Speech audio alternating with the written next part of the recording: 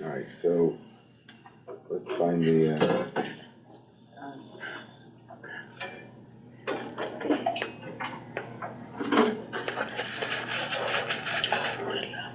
Okay. There we go. All right. Hi, everybody. Good morning. Shabbos. Shabbos. Okay, we had a little issue with the owl. Rezala.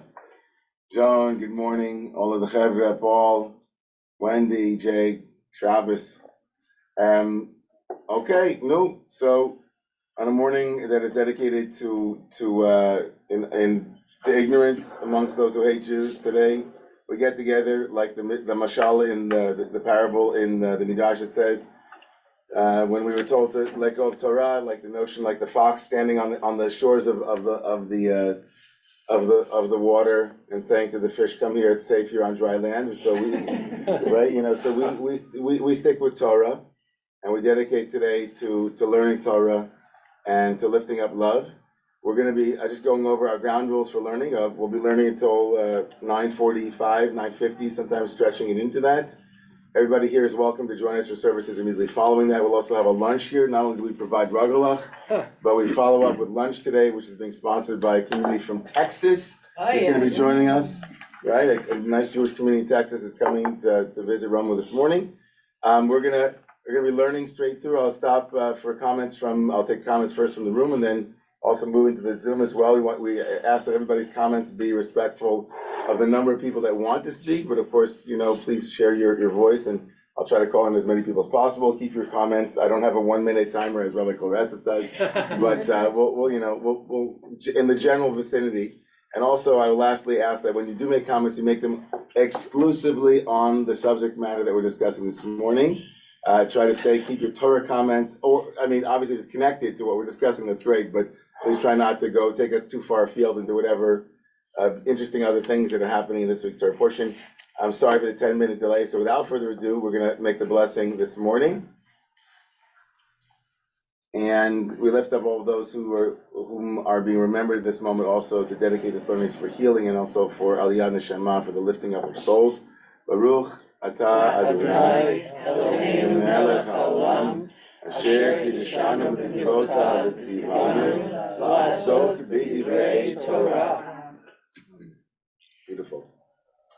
So I've shared both the PDF and also a link to the Safari original. I'm going to share my screen. Give me a moment to also share it, and then also to make it larger, because I know it's not big enough when it's shared originally. So give me a chance here. We're going to start with the Psukim, the verses that have to do with the cherubs. We're going to talk about the cherubs today. It's Cherub Day in Romemu. Every shul should have a Cherub Day. Where's your cherub? Cherub Day. Cherub Day. We're going to start with the appearance of the cherubs for the first time in the building of the Mishkan.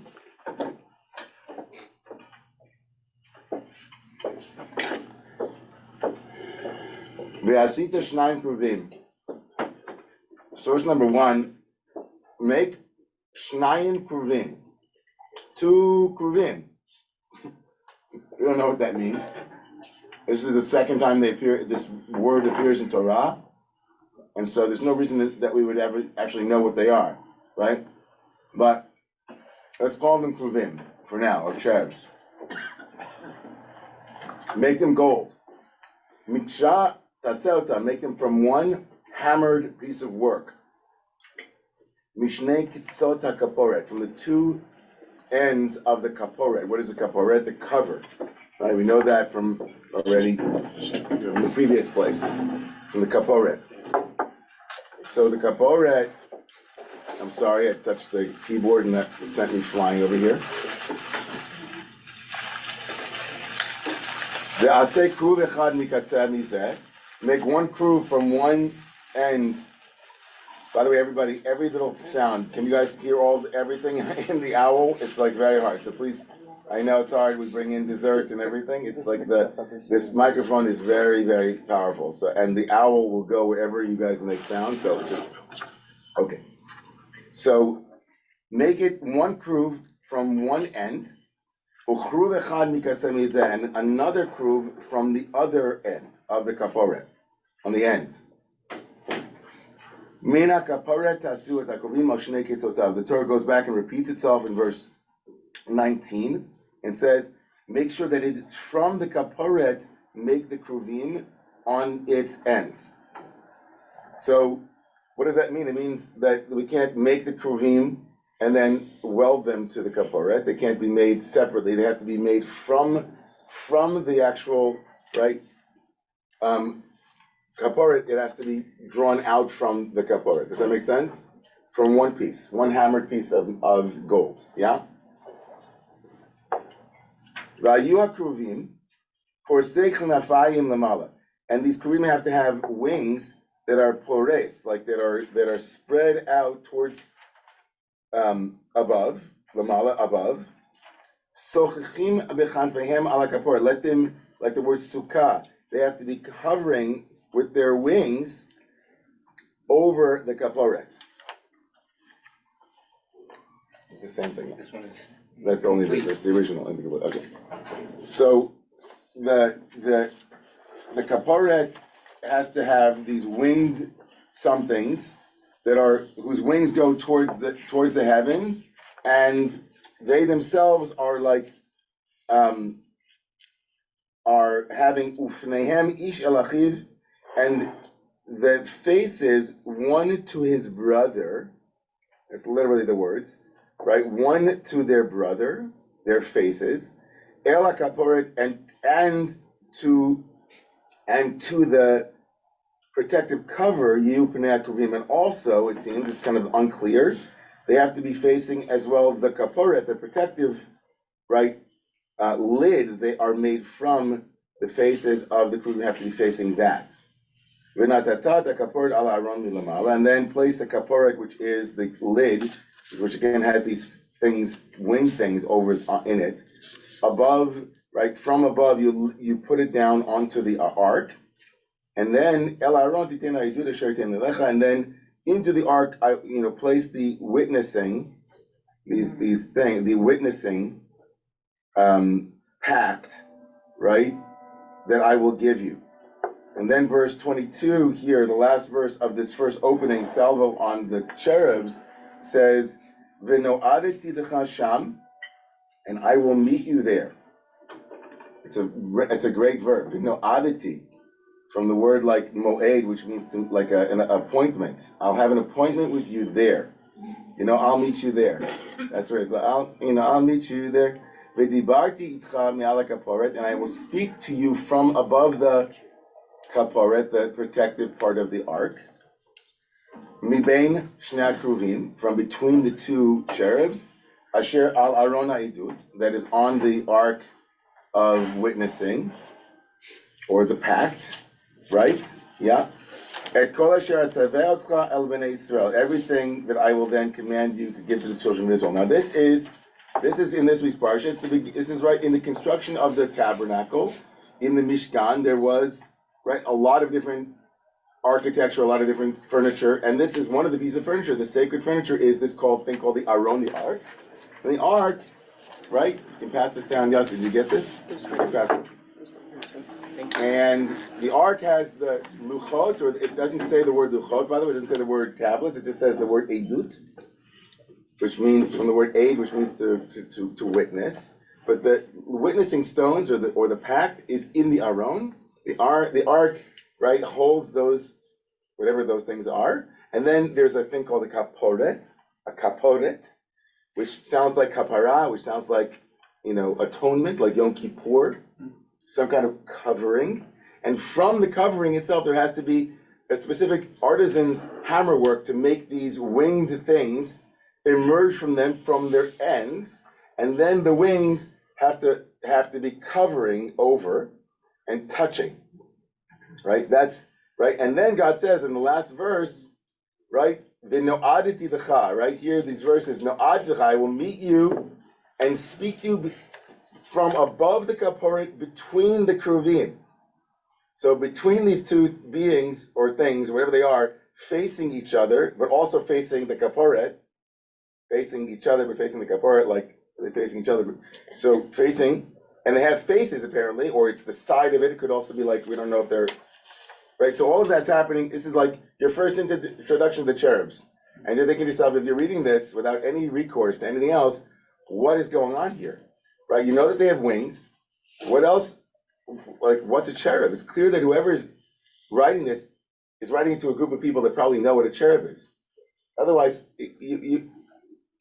how would you construct it if you didn't have, right? So it's a very odd. So look at what then later in the parsha, later in the book of Exodus, later on when the actual implementation of the Mishkan. Because first we get the how to, and then we get them actually doing it. So later in the Torah, in chapter 37,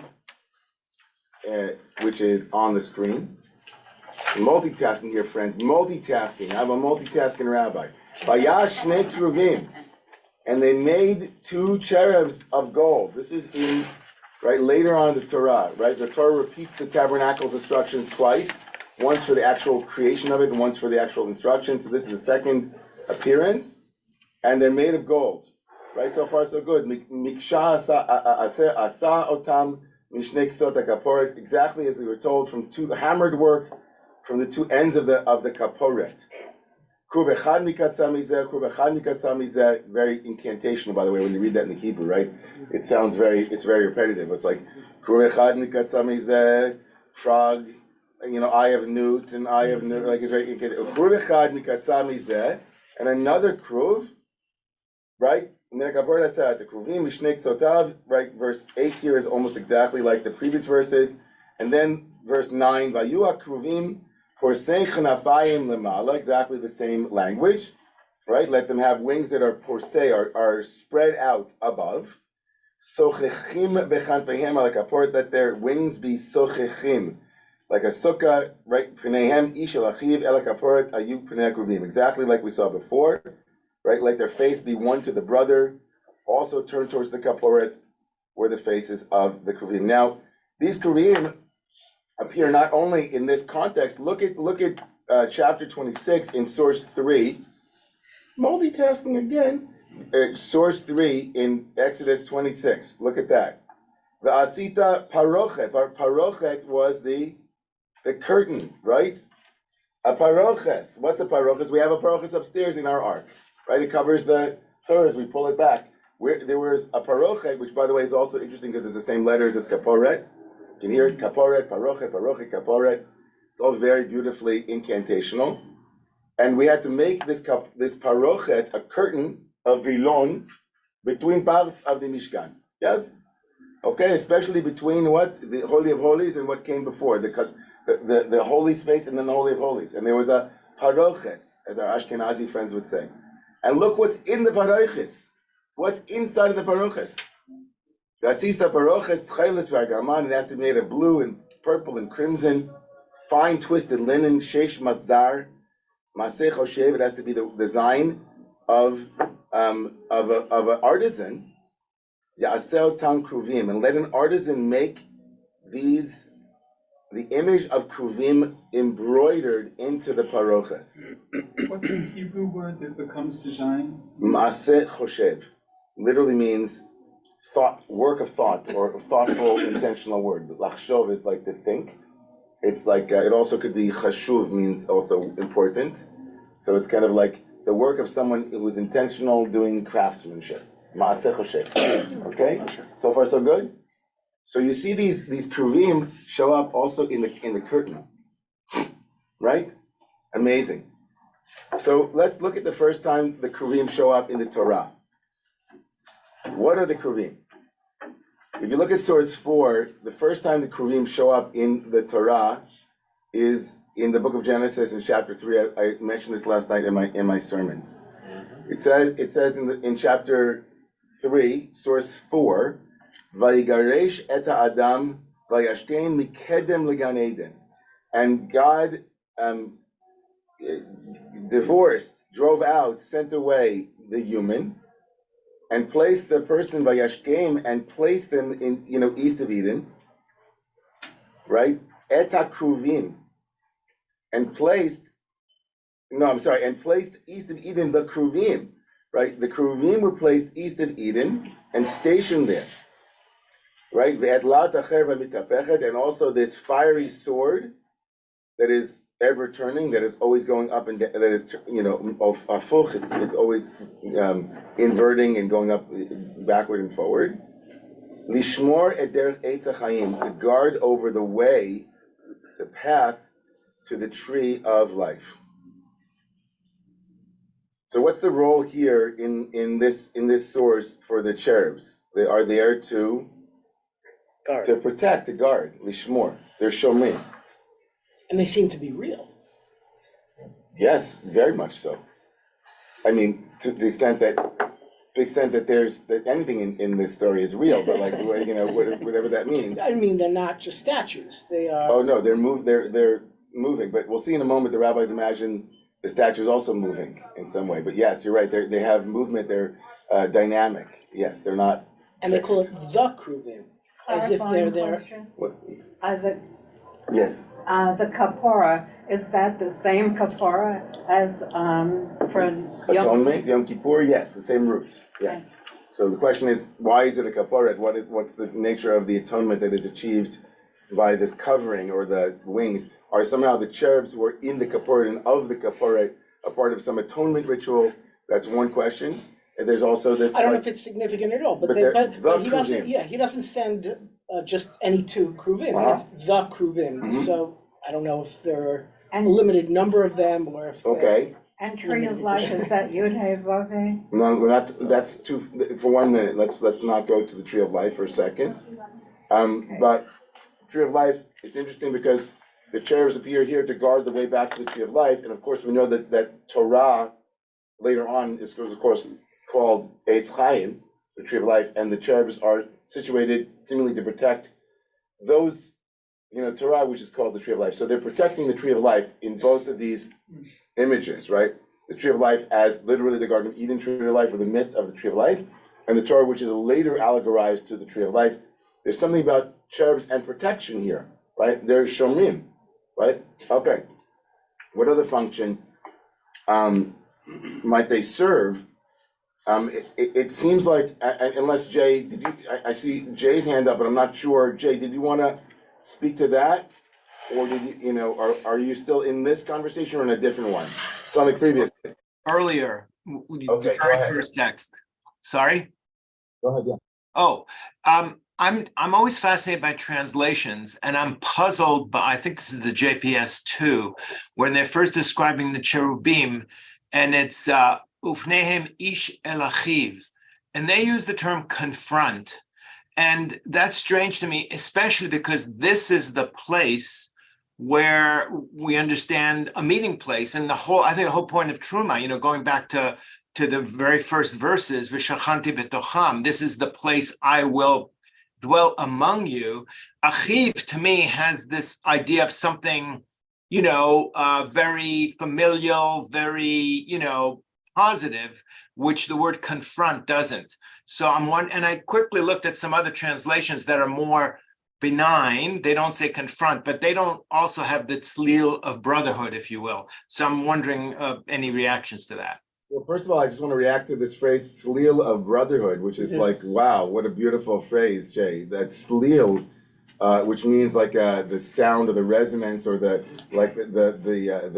bell, like ringing the bell of brotherhood. It's interesting, Philadelphia and the Liberty Bell, the bell of brotherhood and brotherly love, which is cracked. But be that as it may, it's also cracked in the Torah, unfortunately, until we get to Moshe Rabbeinu, who goes out to his brothers. Brothers don't generally love each other in the Bible, but Moshe and Aaron certainly, and Miriam, all the siblings fix that, but to some extent. I love that you said that you brought this to the fore, because I realized, first of all, confront is not necessarily a poor translation of facing one another, because it's confronted, and so they're fronting with one another, but the confrontation, as it's become etymologically, it very much is associated with struggle and the emphasis on confronting, right, someone.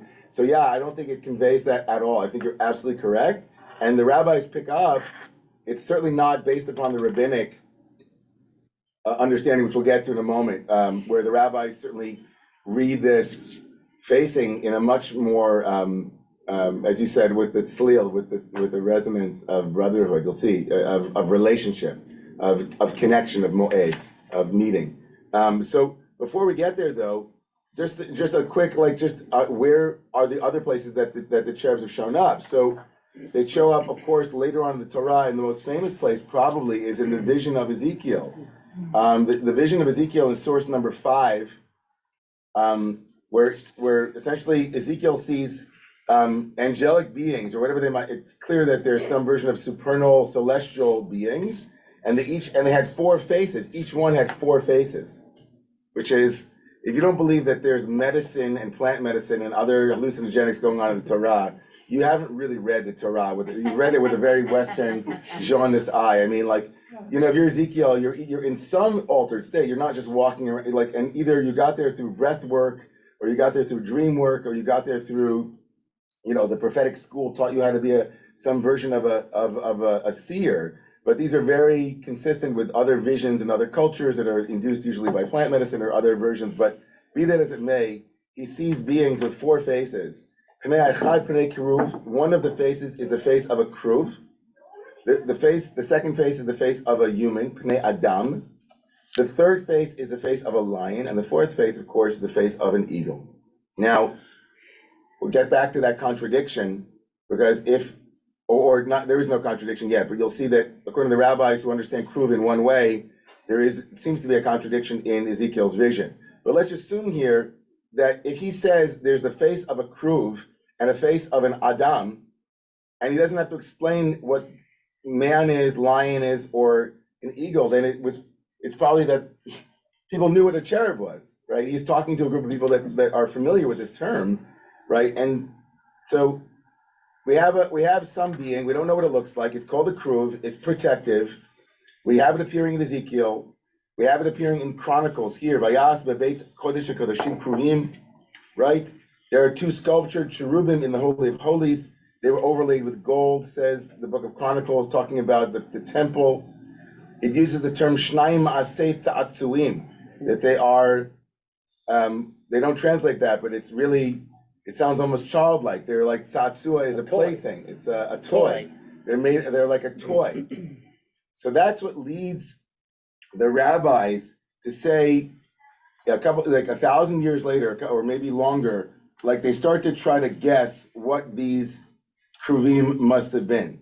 So if you look at source 7 in Baba Batra, already the rabbis are having a long conversation in Baba Batra about what the kruvim are, right? And they say, the rabbis actually, you know what, I'm going to skip this, and this is more about, at the end of it, it says what they look like. Actually, let's skip to the end. I'll come back to this argument about their faces and they're facing one another. But in the end of this, it says, Detanya Onkelos Hager Amar. They quote an early source from Onkelos the convert, who, again, we're talking about earlier in the first millennia, someone who translated the Torah into the Aramaic, and who becomes a source of authoritative understanding of Torah. He says, Kruvim Asei Tzatzuim, right? The Onkelos said, based on the verse in Chronicles, that they were a toy thing, that they were children. That the Kruvim, right, this becomes the fat faces of Western cherubic lore are based upon this notion that the Kruvim, that they were a kind of child. And this is amplified in source 8. If you look at source 8, I'm sorry, not source 8. Look at Rashi, look at source 9. Basing himself upon the Talmud in source 9, Rashi says Kruvim, everybody see that? What are the cherubs? They had the form of a child's face. Demut partsuf tinok lahem, not just child, but a baby. Now, not everybody agreed. If you look at source 10, Chizkuni in source 10, which is a later commentary than Rashi, but around a little later, he says, no, the cherubim are like birds. That's why they have wings. They have 2 birds would be on the ark. Almost like an eagle. Odd, right? Because big wings. And Chizkuni himself says, wait a second, we're not going to get to this, but he says, which is another question, which is how are we allowed to have these images on the top of the ark? After all, we're not supposed to have any craven images. And so Chizkuni touches that here in source number 10 and says, the reason why we were given this permission is because it was not being made to be worshipped, but to remain hidden inside the most inaccessible part of the temple. That's a separate question that I wanted to touch upon. But just for a moment, let's look at a couple of other opinions about what these kuvim were. So we have, they're protective, but how are birds? Okay, birds, babies. Okay, interesting, babies. The Bechor Shor, another source, source number 11 says, Malachim b'dmut shvarim. These are angels in the form of bulls. And the reason why they're called cherubim, believe it or not, is because as the Talmud says that the plowing season is called the days of karva, right? So in other words, right, it says in the Gemara, Yoma de Karva.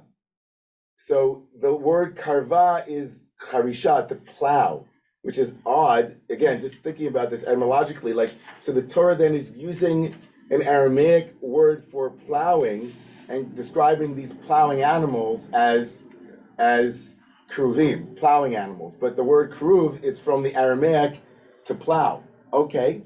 And similarly in Ezekiel, this is how he understands it. The image of the bull in one place and the cherub in another, right? How does that work?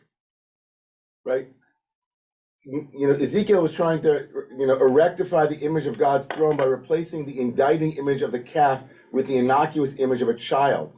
But the simple reading, the Bechor Shor says that if you look at the book of Ezekiel, he says there are four faces. There's the face of a child, a kruv, the face of a man, a face of a lion, and the face of an eagle. He says really kruv is an ox or some kind of plowing animal. So, but why and that's what kruv means. Bechor Shor says it means kruv from the word to plow. So why did Onkelos say it's the image of a baby? Because he was uncomfortable with the notion that they would have seen a bull because of maybe the golden calf, like the image that the bull was depicted a god, and so he replaced it. It's very odd. This Bechor Shor doesn't really make much. It's very difficult. But the truth of the matter is that there's a lot to say for the image of it as being an ox, right?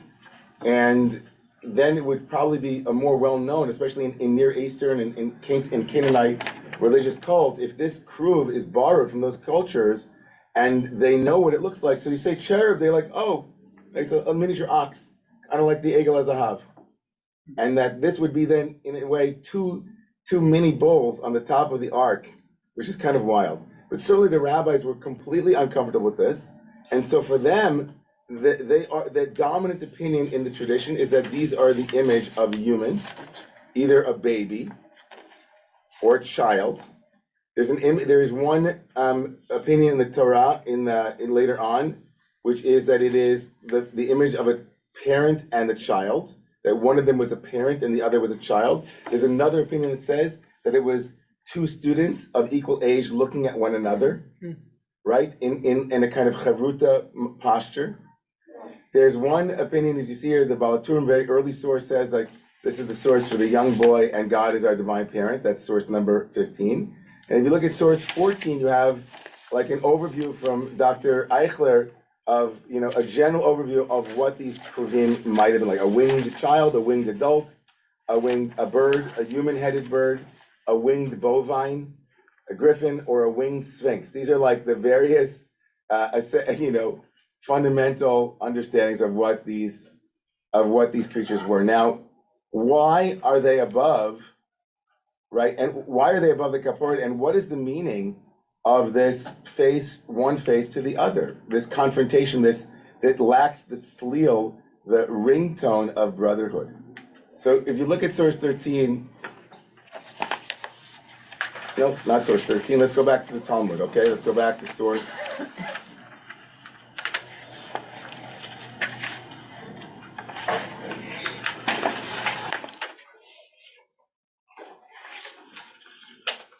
Source number 7.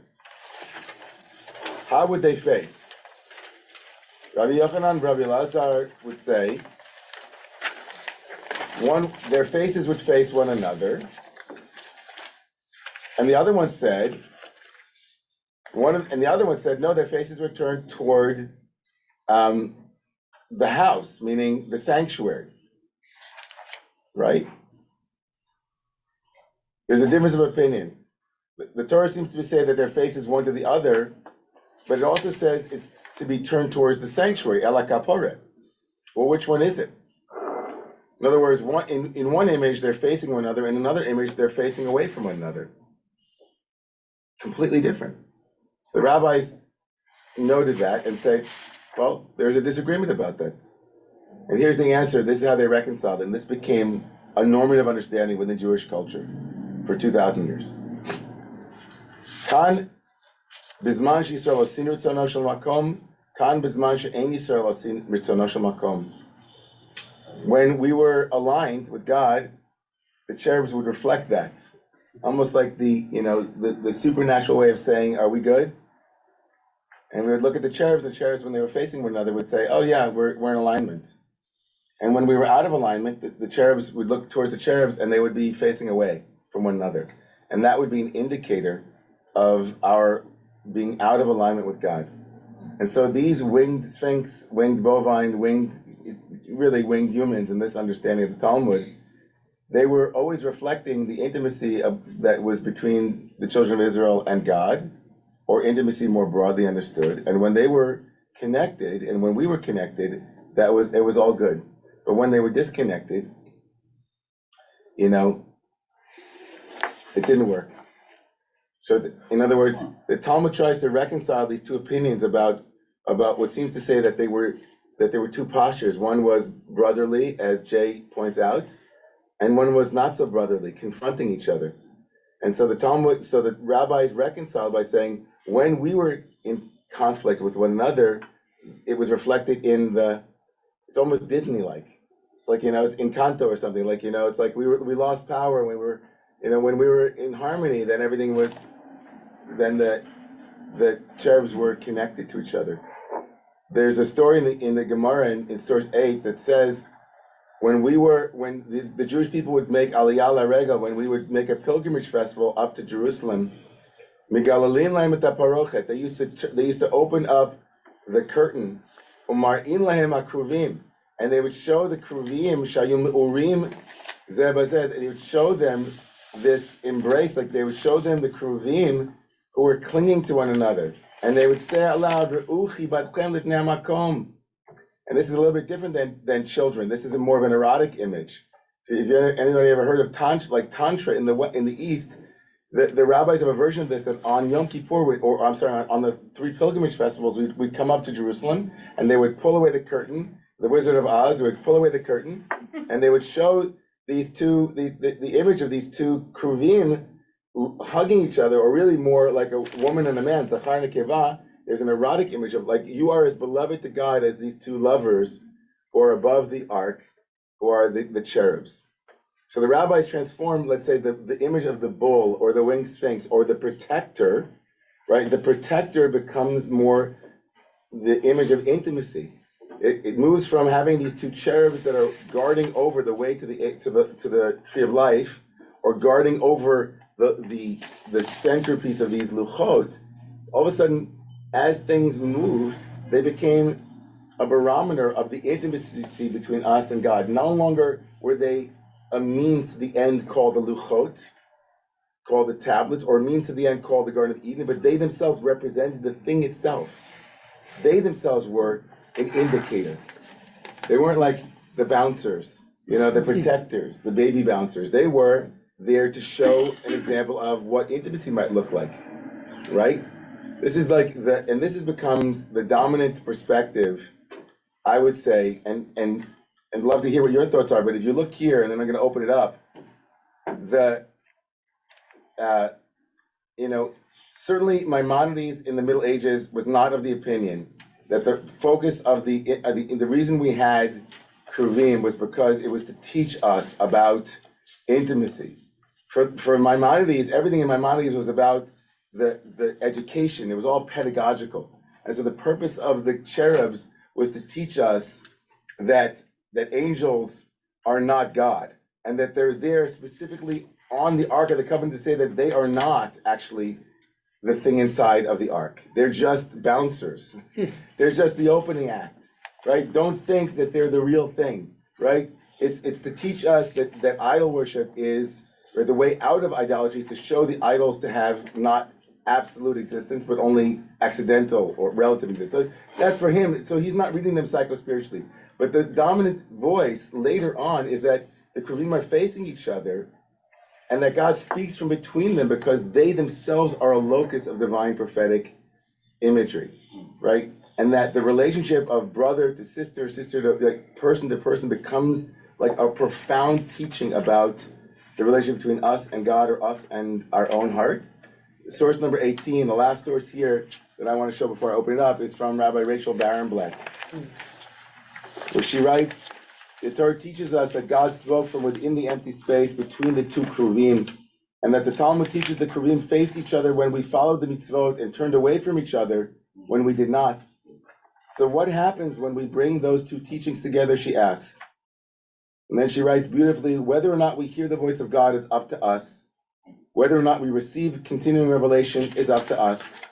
We can choose to act in ways which create the space within which that voice speaks, or we can choose to act in ways which will negate that possibility.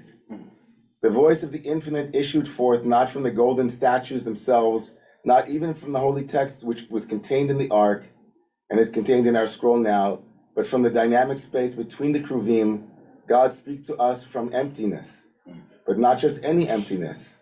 God speaks to us from the spiritually charged space of relationship. Amen. So here's, we're going to pause here and come back to the last text, but we take time for those comments in the room and then in the Zoom. And we start with Thomas. Just two quick thoughts in honor of the invisible hourglass. Yes. First, it's just to historically locate it. Like, there would have been an ubiquitous figure everywhere with the body of an ox and the wings of a bird and a childlike face for thousands of years in the Middle East, called the Lama, or the Lamassu, which was the original kind of goddess of Sumer, right? And then continued in Neo-Assyrian culture and all that part of the world. So something like this would have been just absolutely everywhere, like bus stops. It was the most common image of the divine. And so it's kind of nice to think that this image is actually everywhere and on top of the ark somehow, with all of its paradoxical qualities. And then also, just in architecture, there's something called material practice, which means that the most important aspect of an object is not what it's made of, but how it's made. The practice that goes into the material, the way of making. So even the gestures of the hand of the maker, you are meeting their gestures. You know, you're meeting the hand of the potter when you lift that ceramic cup. And so just thinking about these metal objects, it's interesting that the calf, the golden calf, molten is the word. You know, it went through a change of state. It was melted and solidified, and it's always the molten idol, or the molten object. Whereas this is hammered, and what hammered is a continuous surface, a continuous sheet, which is never broken. It is not graven or engraved. There's no trough. There's no incision. There's no break in that surface. Hammered work is radically continuous. So the idea that it starts with the common ground of the caporet, of the cover, continues up into the two bodies of these creatures, which then touch at their furthest extremity. So even though it's very binary, it's actually radically continuous and radically unbroken. So the material practice of hammering, I think, is really important here. Thank you, Thomas. And Thomas, so beautiful. And the emergence of, like, we were going to come back to the Kapparat and your question about the Kapparah, about Yom Kippur. So fundamentally, the transition from these winged sphinx / infants into an expression of both protection and also a locus of divine inspiration, and that it emerges from a Kapparat is, in essence, saying that the deepest forgiveness practice happens in the context of relationship and listening to the divine, and that that in some profound way, if in like later sources certainly are pointing to this, that the luchot, which are the Sinai moment, are in the box, right? But before you get to the box, there's a unity of relationship, charged relationship, that is not only protecting what's in the box, but itself fundamental to the understanding of where God resides. The oneness of divinity is emerging from this place of profound forgiveness, the ground of connection, and that, right, the sublime nature of like the animal that is plowing the earth, but also has wingtips that fly heavenward, right? Is this is like that's it. That's what you just said. That's it. It's it's great. Amazing. Okay, go here, Jeremy, Just a and then I thought I saw. Maybe we lost Paul, but go ahead. Yeah. Just a real quick thought. I like the idea of the karuv as a protector because where they are situated and they guard the access to Etz Hadat. And the word karuv and cherev, the only thing that distinguishes between them is the chaf and the chet. And it'd be interesting to see if there's some connection between cherev, which is a sword, and the karuv, which is this karuv. More on that some other time, but yes, there is like they're often in those kind of the homonyms, and Kruv also is beautiful. Okay, Paul had his hand up, and I'm sorry, I can't see. Paul had his hand up, and then I can't see that it's Jenny. Paul, go ahead. So I'm thinking about why the cover exists. What is it protecting? And you can think that it's protecting the commandments from the elements. Perhaps it's protecting the commandments or the utterances from the people. And it occurred to me that in the wake of the golden calf, which this scene anticipates, that the cover is actually protecting it from God. And God feels the need for the cover because God is saying to itself, this is it. I have delivered the utterances, I've delivered the law to the people. And this is the last way that I am going to communicate with my creations. And the point of the cherubim, the aspect that we have been discussing and their images, what it is, to me, the important aspect of them is that they're changeable, that they're moving, and we're not quite sure. And that it is that changeability, it is that sense of movement that God specifically creates in order to protect this last attempt at communication from itself. Yeah, it's a really deep teaching, Paul, that you're offering, which is that the angelic beings, whatever they are, become a kind of one might have thought that the static law that is being protected, it remains, it's being protected from being changed, right? It's protected from being marred. It's protected from, but what you're saying is that it's the protection is that above them is a dynamic, oscillating, ever-changing, ever-relevant, ever-new divine voice that speaks from between these two cherubs, that it protects, as it were, the ossification of the divine, or that protects, as it were, like the greatest protection for God is for it to be ever flowing and ever moving. Is that what you were saying? No. Yes, maybe. Can't hear you. I'm saying two things. One, your reference last night to the graven image. And why is there a prohibition against the graven image? Well, graven image is a rival to the divine. Right. And why is there a graven image on this cover? Right. And what an answer might be is that God specifically is creating a rival to itself that is moving, that would be the way to protect God's creation from itself. How else is it possible to prevent the infinite from itself, but by a moving graven? I hear what you're saying. It's very Kabbalistic.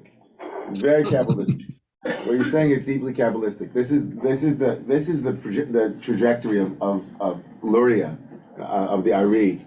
I hate it when people call him Luria. The Ari HaKadosh essentially was writing that the infinite, that there's no room in an infinite world for divinity, for divinity itself, or for humanity for that matter. There's nothing but the infinite. And in some sense, the infinite's infinitude is its biggest, as it were, obstacle from its fullest expression of its infinitude, which would be in that which is finite, right? It would limit itself from the finite. And so in order for the infinite to be made possible, to be protected from its, from being overwhelming, it needed tzimtzum, it needed guardrails, it needed, right, protective, covers, in order for there to be something that could hold divinity in a finite place, which is this world, which is the covenant, which is all of the practical, three-dimensional realities. And that actually protects infinity from itself, because infinity left to its own devices would ruin itself, as it were. Like the Greeks would have it wrong here, but in the sense that like perfection is imperfect in our position without the imperfect. The irony of it all. And so we needed these covers, it needed these like masechot, like these masks and these dumbing, but it needed to be alive and not graven and static. So it was like the closest thing to an ever-changing divine is an ever-changing graven image, as it were. Beat out of, something unitive and not like the golden calf, but it was alive. They're expressing relational, it's two, not one. I love it. Like there's a lot in there, Paul. You should write a little dry Torah about that and write it up. All right, Jesse, and then we're going to go back to, I want to get to Rabbi Fredman before we close. Yeah. Jesse? Thank you. Hi. Yeah, I'm just so moved by this passage, and getting back to the relationship, the idea that the cherubim are facing each other, and the facing each other is about doing God's will. It reminds me, as I understand, Manuel Levinas, our great Jewish ethicist, that God is in the moment when we face each other, when we do service for one another, that creates, or connects us to the divine, as well as our philosopher Martin Buber, the same thing, that God is in our relationship, when there's a reciprocal relationship, when we give and receive, like whether it's, in each other, like that is the divine.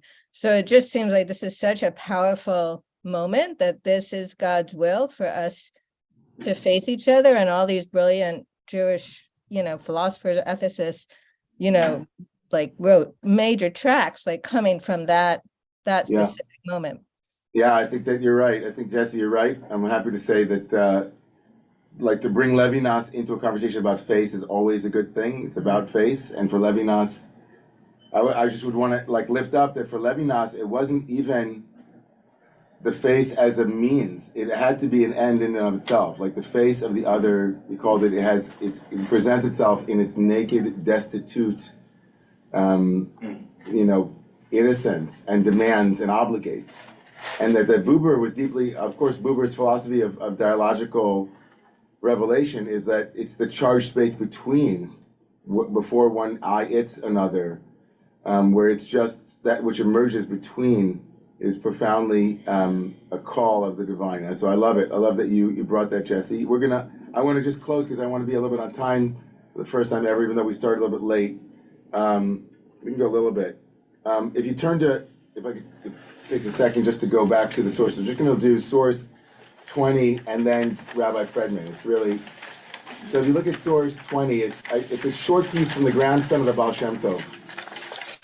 It's really beautiful, and I'm gonna read it quickly, and it's very much what Jesse and Paul and Thomas, and it's like in alignment with everything we said, but it's really beautiful.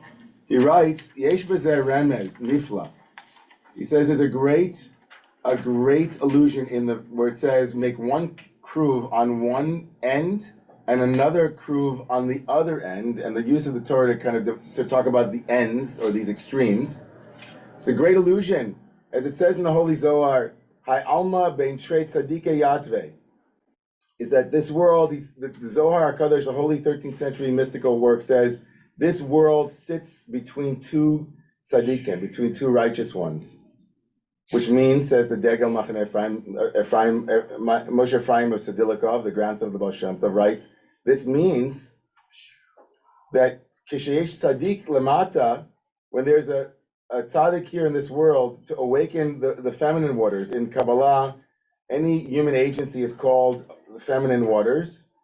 It's obviously a very erotic image, but it's kind of like desire from below. Azai me'orer tzaddik de la'ela lashpia.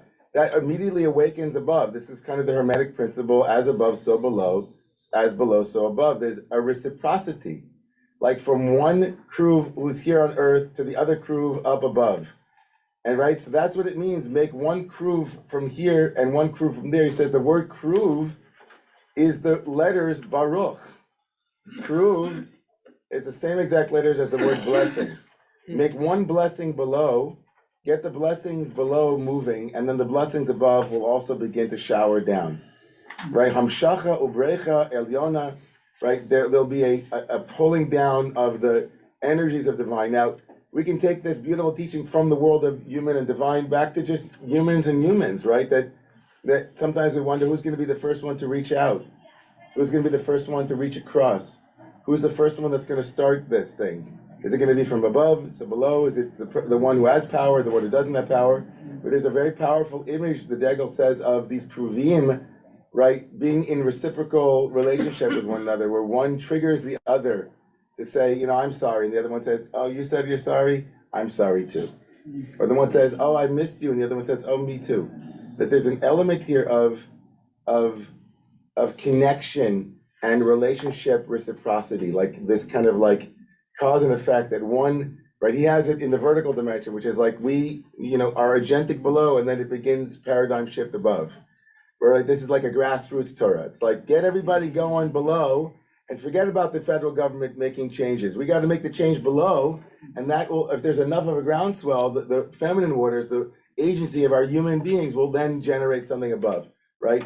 But like there's this beautiful image that's happening here with the Kruvim, but I want to end, you can hold that one, and I want to bring it down to earth in the poetic words of last night's musician in residence who sent out this Torah yesterday morning, and I quoted it in my sermon last night, and I just wanted to bring it in its fullness here, and hopefully you'll take it and see what fills you. But Rabbi Zach Fredman wrote about the architecture of presence. I have no idea what a biologist would say about the strange doubled architecture that is the shape of the human being. Everything in mirrored pairs, the pelvis, the ovaries, the lungs, the chambers of the heart, the hands and eyes, earlobes, shoulders, and toes. As if God might have formed only half of us and then, with some non-digital magic, copy-pasted the other side. And then we were filled with lightning, beings that run on vibration, pulse, the beating of the blood, a good sign of all of our well-being. But for better and worse, our construction leaves us with a feeling of incompleteness that can dissolve when we are face to face with another human being. As Plato noted so many years ago, alone we are half circles. The sphere sings. I am tender this week. I had fallen into deep winter blues, some unhealthy substance reliance, but it is lifted now. I am hearing the call again to build sanctuaries everywhere, ceremonies large and small, where wounded hearts can find solace in the presence of company, immaterial chambers that spirit cannot help but come down and plop inside. And I know how to build a temple. When human beings are face to face, when we play toward postures of lovemaking, when Marina Abramovich opens the ground of her being to faces unknown, when a child runs at you for a morning hug like a train, all the inhibitions of love not yet learned, something in the design of 2 destroys the laws of plain physicality. 1 + 1 = 3. Deep calls unto deep. Maybe the thing that unites all arts is the yearning that the work become a vessel for something more than the work itself to come and dwell inside.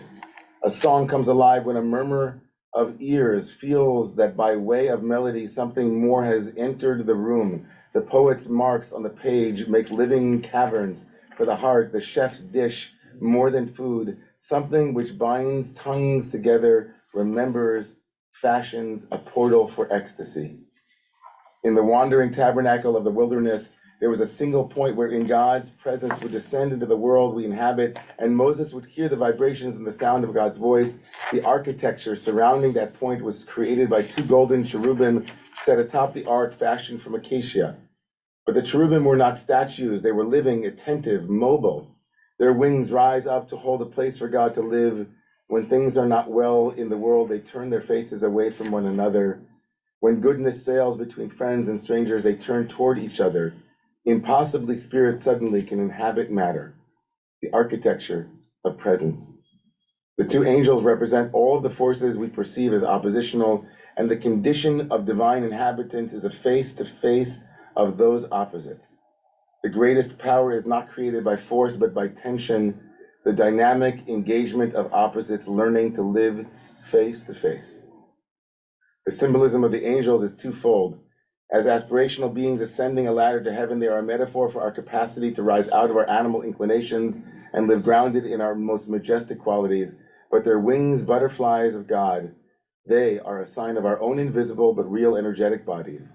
You can feel them stretching out from your shoulder blades. Sometimes they droop, sometimes they tense as blades in direct response to the well-being of our soul. Sometimes they rise in sweet tenderness with more delicacy than the intricate handiwork of a watchmaker or a master of the oud, and become the very instrument which holds the body of Shekhinah. So let's build together. Angels, face to face.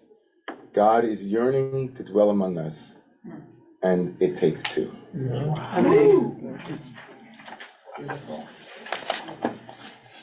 So, yeah. Quick thing on Kapora. Yeah. Could that mean, you shouldn't think that we're gonna speak, something wrong or against God, at the beginning, that we're gonna say all kinds of things that are so abstract and definitely metaphorical? Yeah, I think so. Okay. Yeah, totally. As an artist, you know that better than anybody. That's true. So everybody, friends, so Kruvim, I don't think that we exhausted the Kruvim, and I hope that, we'll come back. It's not clear. I think that we often do this with the temple and all the different elements within it. We're not the first ones to allegorize it and try to make meaning of it, and we're going to do a little bit more of that later today in our Open Up.